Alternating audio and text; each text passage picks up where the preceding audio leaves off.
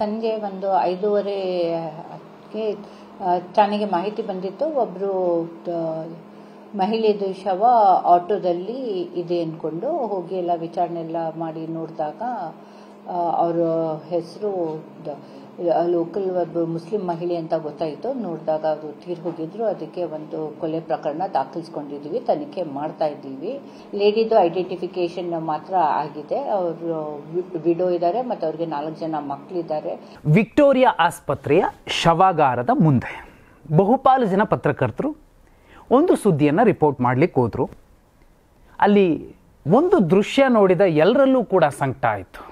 ಒಂದು ಕೇಸ್, ಒಂದು 3 ವರ್ಷದ ಮಗು, ಒಂದು 7 ವರ್ಷದ್ದು, 9 ವರ್ಷದ್ದು, 13 ವರ್ಷದ್ದು, ದೊಡ್ಡ ಹುಡುಗಿ, ಅಕ್ಕ, ಇನ್ನಿಬ್ಬರು ತಮ್ಮದಿರು, ಒಂದು ತಂಗಿ. ಅವರು ಕೇಳ್ತಿದ್ದಾರೆ ಅಮ್ಮ ಎಲ್ಲಿ ಅಂತ. ಅಕ್ಕ ಹೇಳ್ತಾಳೆ ಆಟೋದಲ್ಲಿ ಹೋಗಿದ್ದಾಳೆ, ಅಮ್ಮ ಬರ್ತಾಳೆ, ನೀವು ಸುಮ್ಮನೆ ಇರಿ ಅಂತ. ಆದರೆ ಅಕ್ಕನಿಗೆ ಮಾತ್ರ ಗೊತ್ತಿದೆ ಅಮ್ಮನ ಕೊಲೆ ಆಗಿದೆ, ಬರ್ಬರವಾಗಿ ಕೊಲೆ ಆಗಿದ್ದಾಳೆ, ಅಮ್ಮ ಮತ್ತೆ ಬರೋದಿಲ್ಲ ಅಂತ. ಇನ್ನುಳಿದ 3 ಕೂಡ ಸಮಾಧಾನ ಮಾಡ್ತಿದ್ದಾಳೆ. ಅವರ ಅಜ್ಜಿನೂ ಯಾರೋ ಬಂದು ಜೊತೆಲಿ ಕೂತ್ಕೊಂಡು ಅವರಿಗೆಲ್ಲ ಸ್ವಲ್ಪ ಸಮಾಧಾನ ಮಾಡ್ತಿದ್ದಾಳೆ. ತಿಲಕನಗರದಲ್ಲಿ ಒಂದು ಘಟನೆ ಆಯಿತು. ಭಾನುವಾರ ರಾತ್ರಿ ಒಂದು 11-12 ಗಂಟೆಗೆ ಇಬ್ಬರು, ಒಬ್ಬ ಸುಬ್ರಮಣಿ, ಇನ್ನೊಬ್ಬ ಸೆಂಥಿಲ್ ಅಂತ, ಅವರಿಬ್ಬರು ಒಬ್ಬ ವಿಧವೆ ಮನೆಗೆ ಹೋಗಿ ಬರ್ತಿದ್ರು. ಆ ವಿಧವೆಗೆ 4 ಜನ ಮಕ್ಕಳು, ಗಂಡ ತೀರ್ಕೊಂಡಿದ್ರು. ಇಲ್ಲಿ ಆ ಹೆಣ್ಣುಮಗಳ ತಪ್ಪು ಅಂತ ಹೇಳೋದಕ್ಕೂ ಮುಂಚೆ ಒಂದು ನಿಮಗೆ ಸರಳವಾಗಿ ಒಂದು ವಿಚಾರ ಹೇಳಬೇಕು. ನೀರಲ್ಲಿರುತ್ತಲ್ವ ಮೀನು, ಆ ಮೀನು ಬಾಯಿ ಬಿಡದೆ ಹೋದರೆ ಬದುಕೋದಿಲ್ಲ. ಬಾಯಿ ಬಿಡೋದನ್ನ ನಿಲ್ಲಿಸಿ ಬಿಟ್ಟರೆ ಸಾಯುತ್ತೆ. ಬಲೆ ಹುಕ್ಕು ಬಿದ್ದಾಗ ಬಾಯಿ ತೆಗೆಯೋದನ್ನ ಸ್ವಲ್ಪ ಹೊತ್ತು ಮುಚ್ಚಿದ್ರೆ ಅದು ಬಲೆಗೂ ಬೀಳೋದಿಲ್ಲ.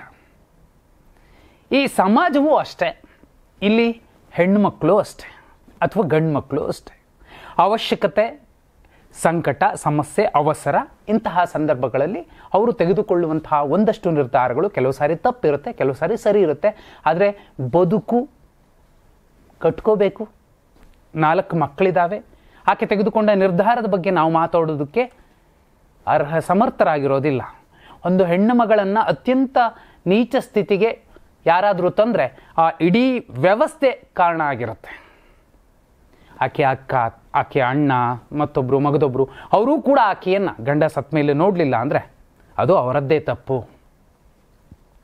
ಅದು ಪಕ್ಕಕ್ಕಿಡೋಣ. ಆದರೂ ಒಂದು ಹೆಣ್ಮಗಳು ಸ್ವತಂತ್ರವಾಗಿ ಬದುಕ್ತಿದ್ಲು. ಆ ಹೆಣ್ಮಗಳ ಹೆಸರು ಸಲ್ಮಾ ಅಂತ. 4 ಮಕ್ಕಳಿದ್ದಾರೆ, ಗಂಡ ಇಲ್ಲ.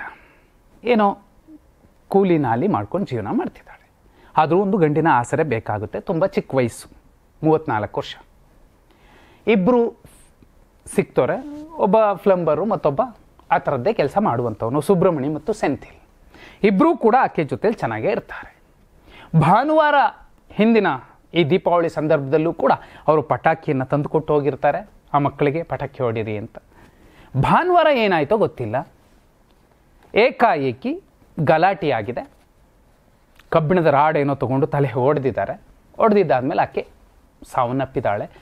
ಆ ಮನೆಯಿಂದ 500 ಮೀಟರ್ ದೂರದಲ್ಲಿದ್ದಂಥ ಒಂದು ಆಟೋದಲ್ಲಿ ಆ ಹೆಣ್ಮಗಳ ಬಾಡಿಯನ್ನು ತಂದು ಬೆಡ್ಶೀಟ್ನಲ್ಲಿ ಸುತ್ಕೊಂಡ್ಬಂದು ಹಾಕಿಬಿಟ್ಟು ಹೊರಟೋಗಿದ್ದಾರೆ. ಪೊಲೀಸರು CCTV ದೃಶ್ಯಗಳನ್ನು ಆಧರಿಸಿ ಆ ಇಬ್ಬರನ್ನು ಕೂಡ ಹಿಡ್ಕೊಂಬಂದು ಈಗ ಕೇಸ್ ಫಿಟ್ ಮಾಡಿದ್ದಾರೆ. ಅವ್ರಿಗೆ ಒಂದು ಶಿಕ್ಷೆ ಆಗತ್ತೆ. ಅದರಲ್ಲಿ ಆ 4 ಮಕ್ಕಳ ತಪ್ಪೇನು? ವಿಕ್ಟೋರಿಯಾ ಆಸ್ಪತ್ರೆಯ ಮುಂದೆ ಕೂತು ಅಳ್ತಿದ್ದಂತಹ ಆ 4 ಮಕ್ಕಳಿಗೆ ಈಗ ಇರುವಂಥದ್ದು ಆಸರೆ ಅಜ್ಜಿ ಕೂಡ ಎಷ್ಟು ದಿನ ಇರ್ತಾಳೋ ಗೊತ್ತಿಲ್ಲ.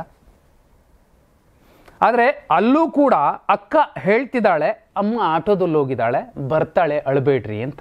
ಪ್ರತಿ ಸಲ ಅಮ್ಮ ಹೊರಗಡೆ ಕೆಲಸಕ್ಕೆ ಹೋದಾಗ ಆ 3 ತಂಗಿ ಮತ್ತು ತಮ್ಮಂದಿರನ್ನು ನೋಡಿಕೊಳ್ಳುವ ಕೆಲಸ ಅಕ್ಕನದ್ದೇ ಆಗಿತ್ತು. ಅವಳಿಗೂ ಕೂಡ 12-13 ವರ್ಷ ವಯಸ್ಸು. ನಾಳೆ ಆ ಮಗು ಆ ಮಕ್ಕಳನ್ನು, ತಂಗಿ ಮತ್ತು ತಮ್ಮಂದಿರನ್ನು ನೋಡ್ಕೊಳ್ಳೋದು ಹೇಗಿರಬಹುದು, ಎಷ್ಟು ಸಂಕಟ ಆಗಬಹುದು. ಆಸ್ಪತ್ರೆಯ ಮುಂದೆ ಕೂತು ಅಳ್ತಿದ್ದಂತಹ ಆ ಮಕ್ಕಳನ್ನು ಸಾಮಾನ್ಯವಾಗಿ ಪತ್ರಕರ್ತರು ಏನು ಮಾಡ್ತಾರೆ, ಮಾತಾಡಿಸ್ತಾರೆ, ಇಲ್ಲಾಂದರೆ ಬರ್ತಾರೆ. ಅಷ್ಟನ್ನೂ ಮಾಡೋಕ್ಕಾಗದೆ ವಿಲವಿಲ ಒದ್ದಾಡ್ತಾ ವಾಪಸ್ ಬಂದಂತಹ ಕೆಲ ಪತ್ರಕರ್ತರು ಕೂಡ ಇದ್ದಾರೆ. ಅವರ ನಾಳೆಯ ದಿನಗಳು ಹೇಗಿರ್ತಾವೋ ಗೊತ್ತಿಲ್ಲ. ಅಪರಾಧ ಅನ್ನುವಂಥದ್ದು ಯಾಕೆ? ಯಾಕಂದ್ರೆ ಆ ಇಬ್ರು ಯಾಕೆ ಈ ಕೃತ್ಯ ಎಸಗಿದ್ರು? ಆ ಹೆಣ್ಣುಮಗಳು ಮತ್ತೊಬ್ಬರನ್ನ ಮಾತಾಡಿಸ್ತಿದ್ಲು, ಆ ಅನುಮಾನದ ಮೇರೆಗೆ ಅವರು ಕುಡ್ದು ಹೊಡೆದಿದ್ದಾರೆ. ಕೊಲೆ ಆಗಿದೆ, ಬರ್ಬರವಾಗಿ ಕೊಲೆ ಆಗಿದೆ.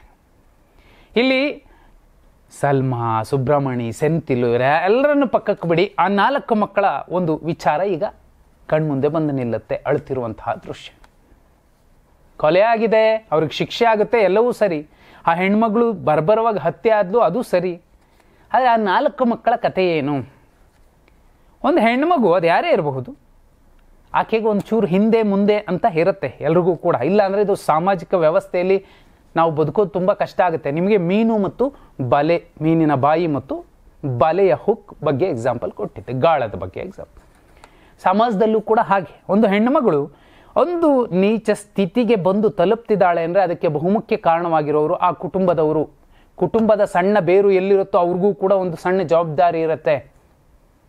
ಆಕೆಗೆ ಕರ್ಕೊಂಬಂದು ಮನೇಲಿ ಇಟ್ಕೊಳ್ಳಿ ಅಲ್ಲ, ಆಕೆಗೆ ಸರಿಯಾದ ಹಾದಿಯಲ್ಲಿ ನಡೆಯೋದಕ್ಕೆ ಸಾಧ್ಯವಾಗುವಂತಹ ಸಣ್ಣ ಸಣ್ಣ ಸಹಾಯಗಳನ್ನು ಮಾಡದೆ ಹೋದರೆ ಇಂತಹ ಸ್ಥಿತಿ ಬಂದುಬಿಡುತ್ತೆ.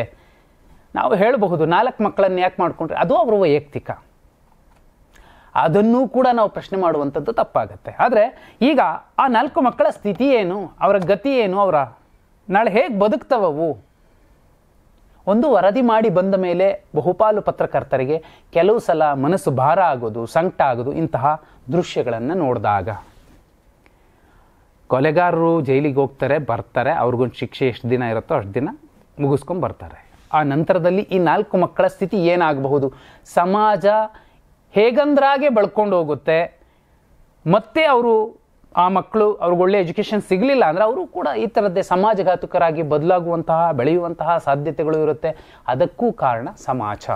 ಸಂಜೆ ಒಂದು 5:30ಗೆ ಠಾಣೆಗೆ ಮಾಹಿತಿ ಬಂದಿತ್ತು. ಒಬ್ಬರು ಮಹಿಳೆದು ಶವ ಆಟೋದಲ್ಲಿ ಇದೆ ಅಂದ್ಕೊಂಡು ಹೋಗಿ ಎಲ್ಲ ವಿಚಾರಣೆ ಎಲ್ಲ ಮಾಡಿ ನೋಡಿದಾಗ ಅವರ ಹೆಸರು ಲೋಕಲ್ ಒಬ್ಬ ಮುಸ್ಲಿಂ ಮಹಿಳೆ ಅಂತ ಗೊತ್ತಾಯಿತು. ನೋಡಿದಾಗ ಅವರು ತೀರ್ ಹೋಗಿದ್ರು. ಅದಕ್ಕೆ ಒಂದು ಕೊಲೆ ಪ್ರಕರಣ ದಾಖಲಿಸ್ಕೊಂಡಿದ್ದೀವಿ, ತನಿಖೆ ಮಾಡ್ತಾ ಇದ್ದೀವಿ. ಲೇಡಿದು ಐಡೆಂಟಿಫಿಕೇಶನ್ ಮಾತ್ರ ಆಗಿದೆ. ಅವರು ವಿಡೋ ಇದ್ದಾರೆ ಮತ್ತು ಅವ್ರಿಗೆ 4 ಜನ ಮಕ್ಕಳಿದ್ದಾರೆ. ಆಟೋದಲ್ಲಿ ಹಿಂದೆ ಇಟ್ಟಿದ್ದು ನೋಡಿದ್ರೆ ಅದು ಘಟನೆ ಬೇರೆ ಕಡೆ ನಡೆದಿದೆ, ತಂದು ಅಲ್ಲಿ ಇಟ್ಟಿದ್ರ ಬಗ್ಗೆ ಖಚಿತವಾಗಿ ಗೊತ್ತಾಗಿದೆ. ಈಗ PM ರಿಪೋರ್ಟ್ ಬಂದ ಮೇಲೆ ಎಲ್ಲಿ ಇಂಜುರೀಸ್, ಕಾಸ್ ಆಫ್ ಡೆತ್ ಏನು ಅಂತ ಗೊತ್ತಾಗುತ್ತೆ. ಮತ್ತೆ ತನಿಖೆಯಿಂದ ವಾಟ್ ವಾಸ್ ದ ಮೋಟಿವ್ ಅಂತ ಗೊತ್ತಾಗಬೇಕಾಗಿದೆ. ಅದು ಬಹುಶಃ ಆಟೋ ನೋಡಿದ್ರೆ ಅದು ಹಳೇದು ಯೂಸ್ ಮಾಡಿದಂಗೆ ನಿಂತಿರೋದು ಆಟೋದಲ್ಲಿ ಇಟ್ಬಿಟ್ಟು ಹೋಗಿರೋ ತರ ಕಂಡು ಬಂದಿದೆ ಮೇಲ್ನೋಟಕ್ಕೆ.